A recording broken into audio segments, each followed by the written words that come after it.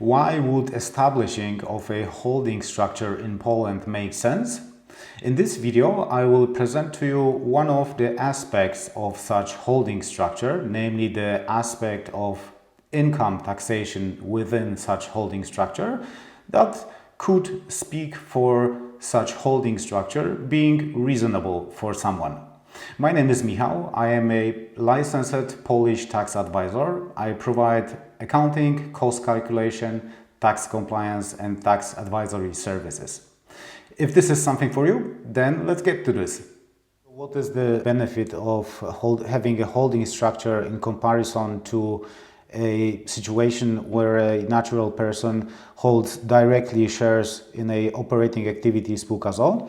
This advantage lies in the fact that if this natural person, without having the holding spółka z o.o., if this natural person would like to establish a new business, so this person, we can assume that this person now, for example, sells TVs, and now this person would like to have another company, let's call it operating activity 2, spółka z o.o., which would sell furniture, for example.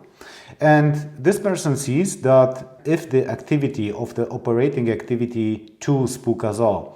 at the beginning should be financed out of the profit of the operating activity spółka z o.o., then first of all, the operating activity spółka z o.o. would have to pay out a dividend to the shareholder. The shareholder would have to pay 19% personal income tax, and then he could, out of the dividend, out of the money received through the dividend, he could finance the operating activity 2 spółka z o.o.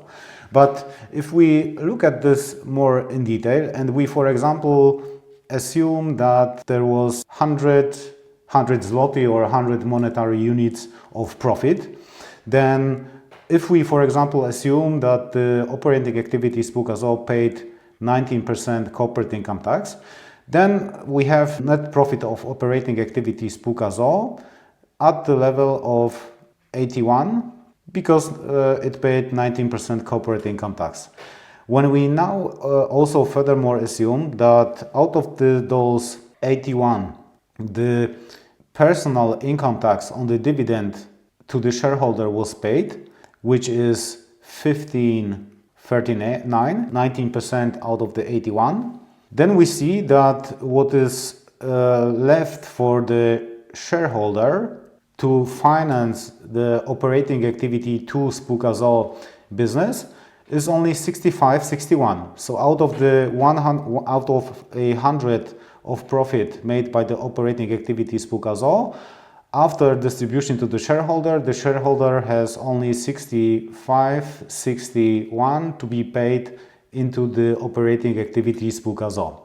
And in case the shareholder would like to create a separate second operating activity spółka z o.o. within the belonging to the holding, then the situation is different, because in order to finance the operating activity of this operating activity 2 spółka z o.o., first the dividend out of the operating activity spółka z o.o. would have to be paid out to holding spółka z o.o., and then holding spółka z o.o. finances the business of operating activity 2 spółka z o.o. So in this case, out of 100 of the profit made by the operating activity spółka z o.o., again 19 would be paid as this operating activity spółka z o.o.'s corporate income tax.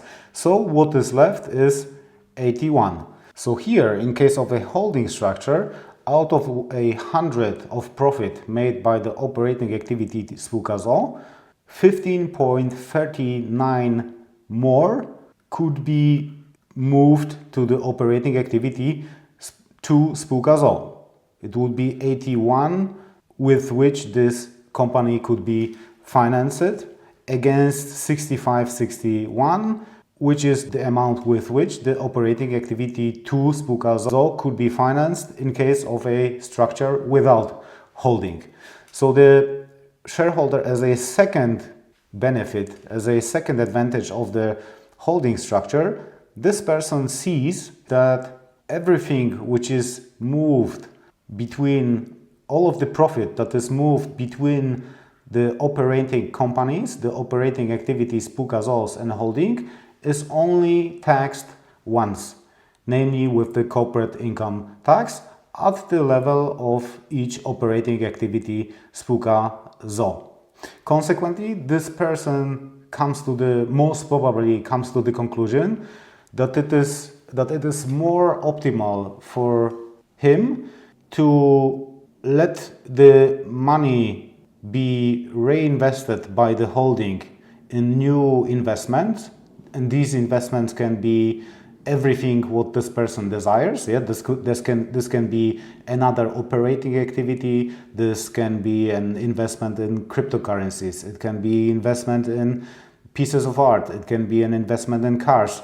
Whatever this person likes and whatever the preferences of this person are, such investments can be made using the holding structure. And from this person's perspective, it is more efficient to let the money circulate within the holding and the operating activity companies, and later, gradually pay this out over the years to the shareholder. Please note that the presented example refers to a completely Polish domestic case, namely where all three persons, namely the natural person, the holding company and the operating activity company, are Polish tax residents. In other cases where either the natural person or the holding company are foreign entities, foreign tax residents, then this calculation might be different.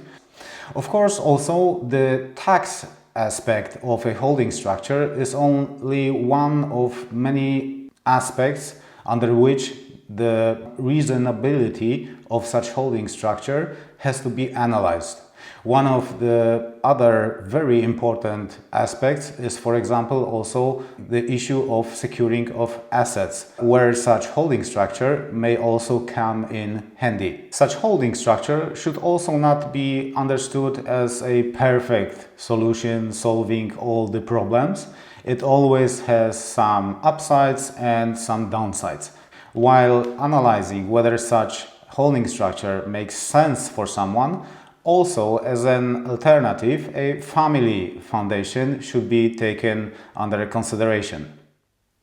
Okay, this is all what I had to share with you in this video. I hope it helps. I wish you a beautiful rest of the day and see you next time. Bye!